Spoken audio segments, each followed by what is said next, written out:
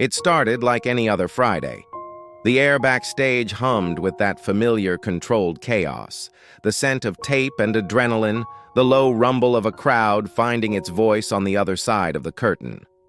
For the Bloodline, it was business as usual. They moved as a unit, a sea of calm in the frantic currents of live television. Jimmy and Jey Uso were loose, sharing a joke with Solo Sikoa, whose stoic silence was its own form of confidence. They were at the apex of their world, an empire built on dominance. But the emperor himself, Roman Reigns, was different that evening. He was quiet. Not his usual intimidating quiet that commanded respect, but a distant, hollow silence. He'd nod at producers and greet the crew, but his eyes seemed to look straight through them, fixed on a point somewhere far beyond the arena walls. Most assumed it was just focus, the deep concentration required to be the main event, the anchor of the entire company. A few, however, who knew him for years saw something else, a subtle tremor in his hand as he adjusted his cuff, a weariness in his shoulders that no amount of championship gold could hide.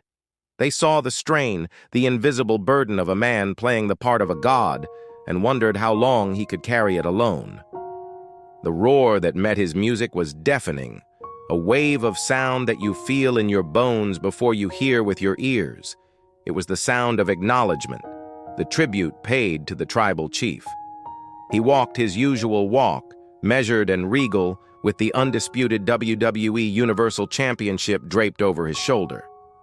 The belt was more than leather and plates. It was a physical manifestation of pressure, of expectations, of a legacy he had to uphold every single night. As he ascended the steel steps, he paused. It was only for a second, but in that second, the entire rhythm of his entrance shifted. He looked back at his cousins, not with the look of a leader checking on his soldiers, but with something vulnerable, almost like a plea. They didn't understand it then, they just saw their chief, ready for another verbal conquest. The crowd chanted his name, a chorus of thousands who only saw the character. They saw the head of the table, the conqueror. But in that brief moment, standing between the ropes, with the lights blinding him and the noise surrounding him, he seemed less like a monument and more like a man searching for an escape. He was home, and yet he had never looked more lost. The microphone felt heavier than the title. Roman raised it to his lips, the "acknowledge me" catchphrase resting on his tongue, ready to be deployed like the weapon it was. He was scheduled to address Drew McIntyre, the next man in a long line of challengers who had sworn to dethrone him. The script was simple: dismiss Drew's ambition, assert his own dominance, and build heat for the upcoming pay-per-view. He opened his mouth, and the crowd held its breath, ready for the sermon. But nothing came out. He just stood there, the microphone an inch from his mouth, his gaze unfocused. The energy in the arena began to curdle, shifting from anticipation to confusion. Drew McIntyre's music hit, a welcome interruption to the unnerving silence. The Scottish warrior marched to the ring, his face a mask of intensity, ready for the verbal and physical war he'd been promised. He got in Roman's face, jawing at him, trying to provoke a reaction. He was playing his part perfectly, the valiant hero confronting the tyrannical king. He was ready for the tribal chief, but the man he was staring at wasn't the tribal chief. It was someone else entirely, someone Drew had never prepared for, and someone the world was not ready to meet. The silence stretched on, becoming an entity of its own. It was no longer a pause for dramatic effect. It was a void. Drew McIntyre stopped talking. His scripted insults died in his throat. He leaned in slightly, his expression changing from aggression to genuine curiosity, then concern. "You all right, man?" he seemed to mouth, the words lost in the low murmur of the crowd.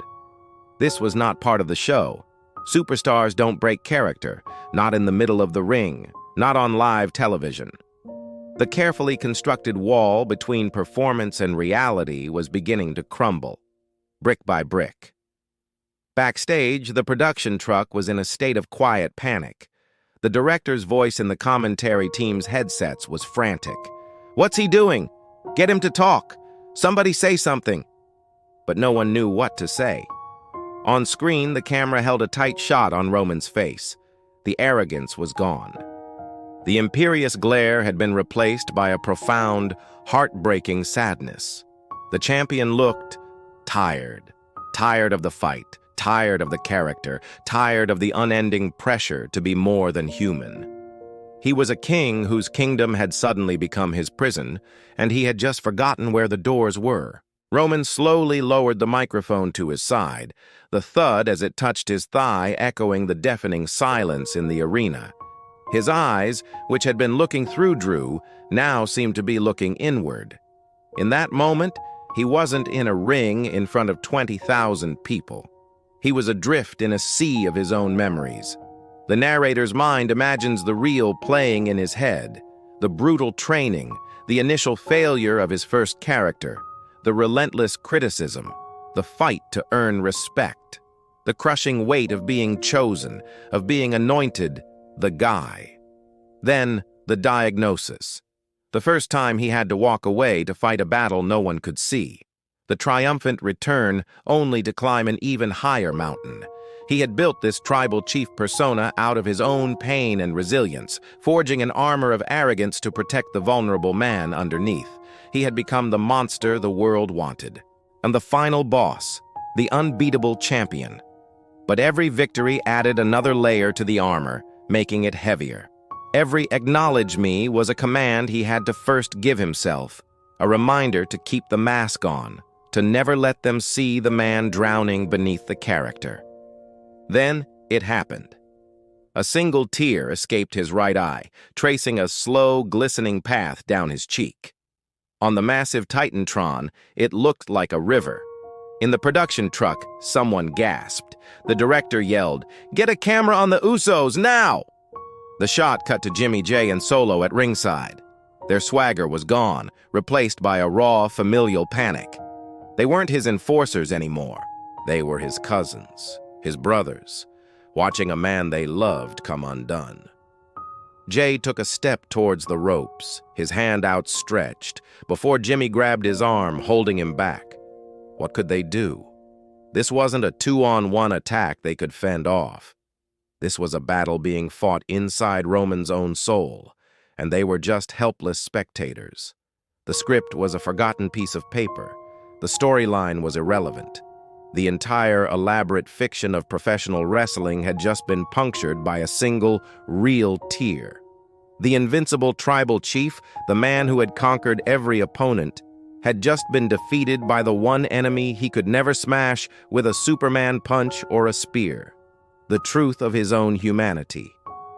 The first person to truly understand was the man standing opposite him. Drew McIntyre, the would-be challenger, let his character fall away completely. The fire in his eyes was replaced by a look of profound empathy. This was a man he knew, a peer, another warrior who understood the sacrifices required to reach this level. He knew the pain of injuries, the loneliness of the road, the immense pressure to perform. In a gesture no one could have predicted, Drew took a small step back, giving Roman space. It wasn't a retreat. It was an act of respect. He was no longer an opponent. He was a witness to something sacred and painful.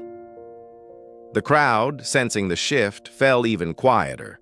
The boos and chants had evaporated. Then, from a corner of the arena, a single voice called out, "Thank you, Roman."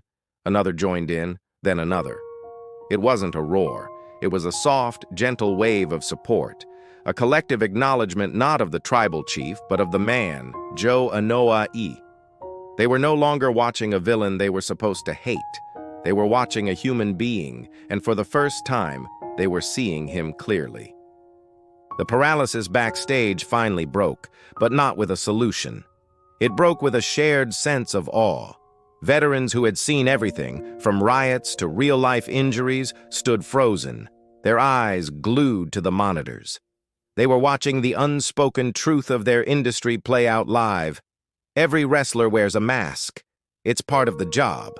You leave your personal pain, your fears, and your doubts in the locker room. But sometimes, the mask slips.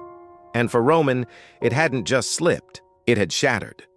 The producers stopped looking for a way to salvage the segment and simply watched it unfold. What could they do? Cut to commercial? Send someone out to improvise?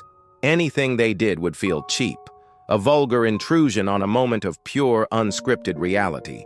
In that moment, the entire machine of the WWE, with its writers, agents, and producers, was rendered powerless. For once, they were not in control. A man's heart was, and it was breaking in front of millions. They weren't just watching a segment go off the rails. They were watching the complete dissolution of the line between fiction and truth, and it was the most compelling thing they had aired in years. It felt like an eternity passed before Roman moved. He slowly raised his head, his eyes scanning the crowd, but he didn't seem to be seeing faces. He was just feeling the strange, new energy in the room, a mix of confusion, sympathy, and respect. Without a word, without a single glance at Drew or the championship belt he'd left on the canvas, he turned. He walked to the ropes, stepped through them, and descended the stairs with a heavy, deliberate gait. His shoulders were slumped, not in defeat, but in sheer exhaustion. The Bloodline snapped into motion, but their movements were different. There was no swagger, no taunting the crowd. Jay reached him first, placing a hand on his back. Jimmy flanked his other side. Solo walked behind them, a silent guardian. They weren't the Bloodline escorting their tribal chief. They were a family, guiding their loved one away from the spotlight that had just burned him.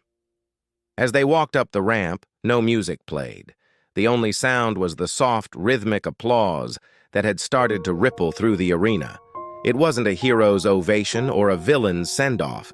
It was a human one. The broadcast cut to a jarringly cheerful commercial for a fast food chain. The spell was broken.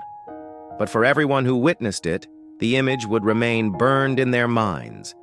The champion, stripped bare of his persona, walking away from it all. That night wasn't about wins or losses. It wasn't about advancing a storyline or selling a match.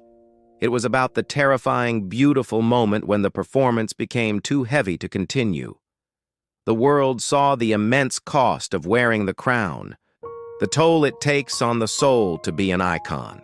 The legacy of the tribal chief would forever be defined by his power, his dominance, and his reign. But his legend would always be tied to this single, silent moment of vulnerability. It was a stark and powerful lesson, a reminder that even legends are human, and sometimes the mask cracks.